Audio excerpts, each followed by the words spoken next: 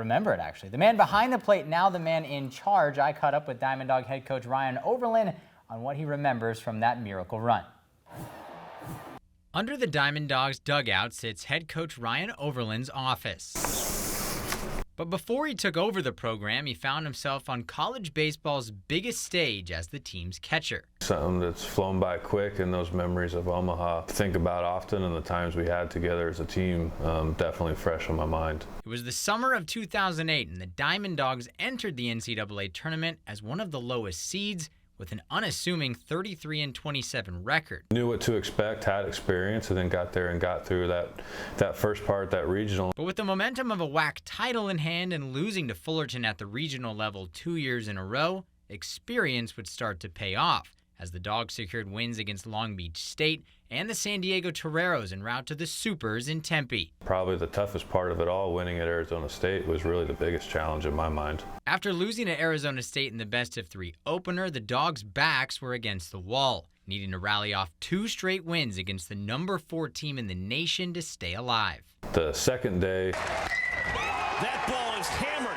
when Gavin Hedstrom hit the grand slam to put us ahead somewhere in the middle of that game, that was the first kind of time, hey, we got a chance to win this game. And then I remember coming back for game 3 and Coach Bates saying, hey, we're 1 win away from Omaha. Stunning the Sun Devils with back-to-back wins, Fresno State was Omaha bound for just the 4th time in program history. The bus ride in with night when we got into Omaha, driving by Rosenblatt and seeing the sign lit up at night, and then before the first game having a practice there at Rosenblatt, it was just fun to be there and being at a field that you grow up watching games every summer in the College World Series and the teams that are there, and kind of iconic. To the country, a great American underdog story. To the team, just another day to keep playing. At the time, it didn't matter to us. We were just playing the game, and however we were going to be viewed from the outside, it really didn't matter. And I think that was one of the things that was beautiful about that team got to. We played with some freedom. We just enjoyed being there, enjoyed playing.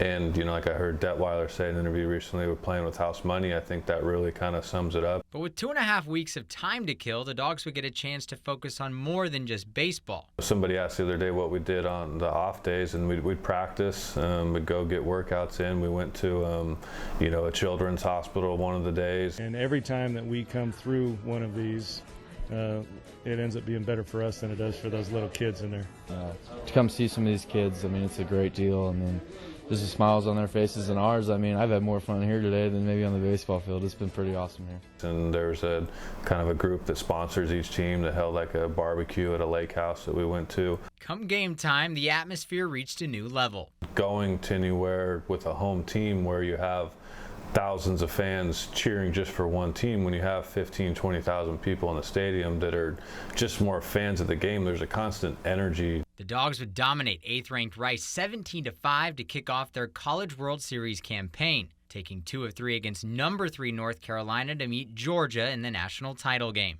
That last day, going to that last game, was a different feeling because we knew no matter what, it was going to be the last game of the whole run. But much like their start against ASU, Fresno State once again found itself down 1-0 in a best-of-3, needing another comeback to capture a national title. Coming down the end, and I just remember J-Dub starting on short rest and thinking he's probably going to go 3, 4, maybe we can get 5 for him, and he just kept going. You knew you had the look in his eye that he was going to carry us, and he did. Justin Wilson would toss 7 scoreless, striking out 9 as right fielder Steve Detweiler homered twice, Hit to deep left. driving in all 6 runs, even making the last out to give the Dogs their first and only national title in a men's Division I sport. To this day, you meet people and they tell you where they were and what they were doing, being at Doghouse or World Sports Cafe or around town, or people talk about where they were on vacation, or I remember watching the game here, and sometimes people that aren't even from the community, and everybody kind of has a story of where they were watching the games or who they were with. From Underdogs to Wonderdogs, the team would receive a hero's welcome back in the Central Valley. Early stages of social media, so we wouldn't really see videos or